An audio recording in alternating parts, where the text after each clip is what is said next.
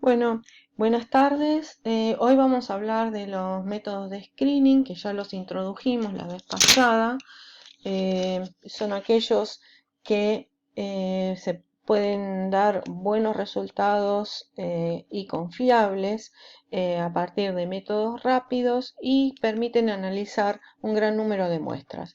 Entre ellos, los métodos de ELISA son considerados métodos de screening que permiten hacer un primer paneo de las características de las muestras y luego hacer análisis específicos con las muestras que dieron resultados positivos.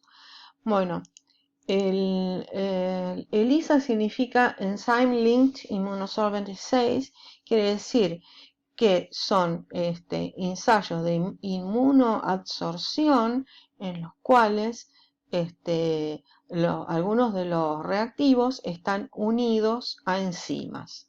Tienen la sensibilidad de la reacción antígeno-anticuerpo sumada a la especificidad de la reacción enzima y sustrato para la detección de analitos. O sea, en la presencia de una enzima conjugada con algún antígeno o anticuerpo permite que la detección sea en forma muy sencilla, porque consiste directamente en poner el sustrato de la enzima que está presente para detectar la presencia del anticuerpo.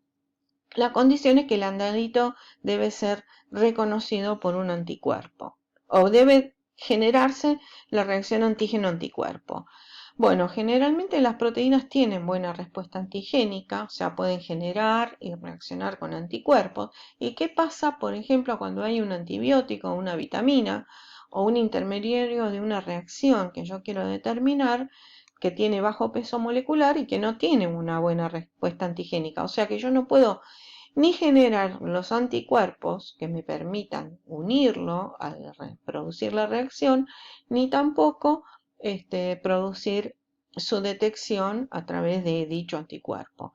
Entonces, para eso lo que se hace es unir covalentemente esas sustancias a una proteína que generalmente es albúmina bovina y con ello fabricar anticuerpos con los cuales después se van a hacer las reacciones. Entonces, hay distintos tipos de ELISA, puede ser directo, indirecto, sándwich o competitivo. Son los más conocidos y los más usados son el indirecto y el sándwich. Acá están algunos de los elementos que se usan. Las características son estas microceldas que se llaman microceldas microtituladores, donde hay 96 celdillas en las que se genera la reacción y un lector espectrofotométrico permite determinar la absorbancia de las reacciones colorimétricas. Es importante siempre realizar controles positivos, blancos, también diluciones de las muestras y además usar sustancias de referencia que me permiten generar curvas de calibración. Por eso es que el número de celdillas es el necesario para generar, por ejemplo, con la lectura de 3 muestras, una curva de calibración junto con la lectura de las muestras. Estas son las pipetas que se usan para poder pipetear en todas las celdillas de forma rápida.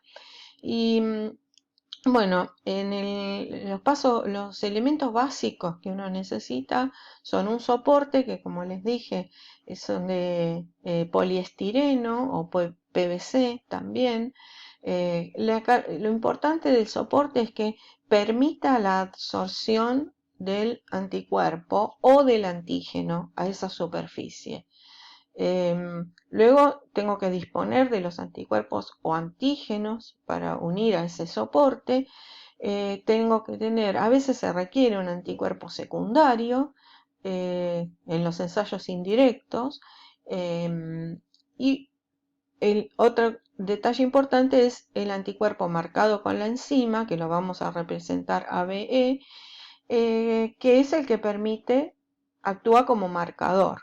Y luego el sustrato para esta enzima, que es el que genera la reacción coloreada, que lo permite cuantificar, detectar y cuantificar.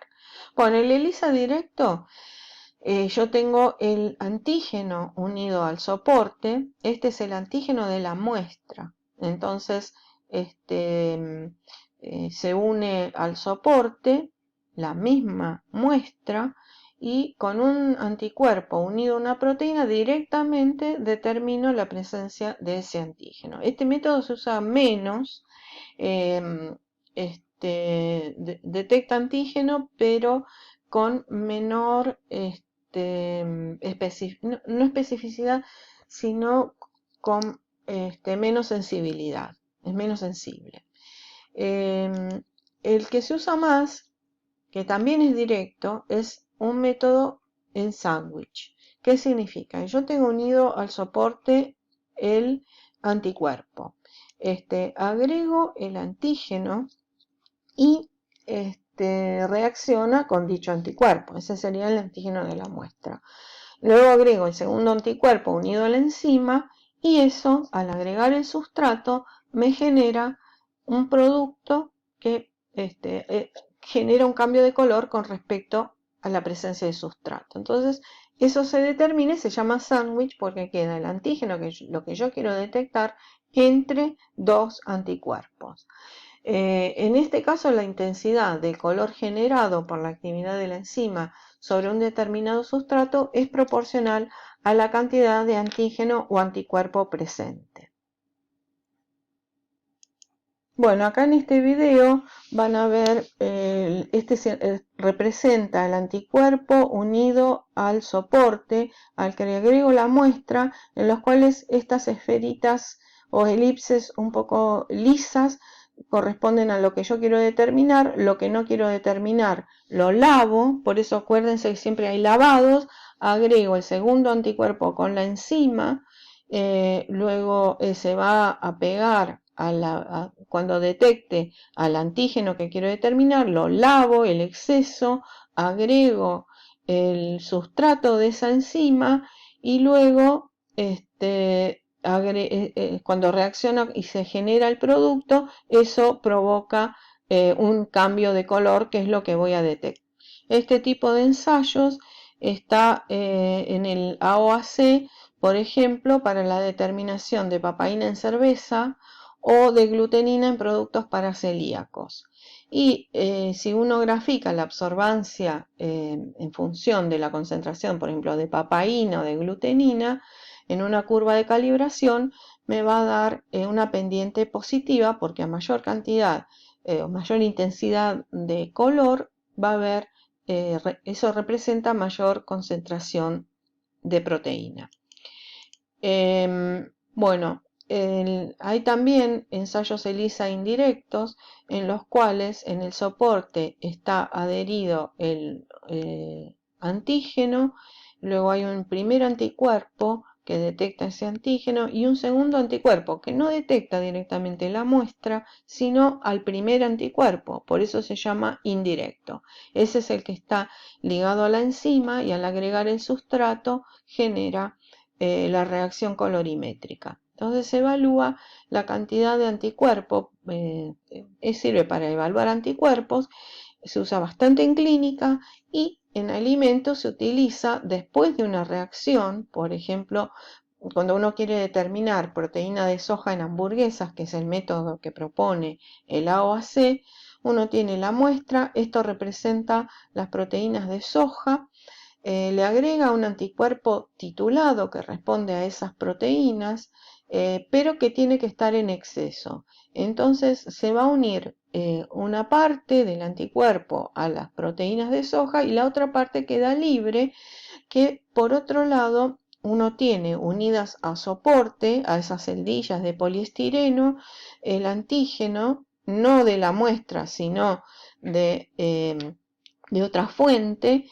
Entonces el exceso de anticuerpo va a reaccionar en la superficie del soporte y eso, al agregar un segundo anticuerpo ligado a la enzima, va a generar, cuando se agrega el sustrato, va a generar la reacción coloreada.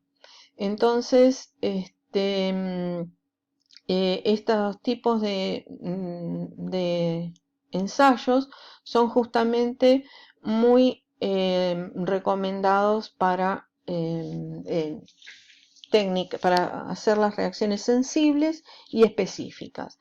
Otra alternativa es hacer un sándwich indirecto, en el cual lo que se une al soporte es el anticuerpo. Este sería el antígeno de la muestra que reacciona, entonces sería indirecto y acá se detectan antígenos. Entonces se agrega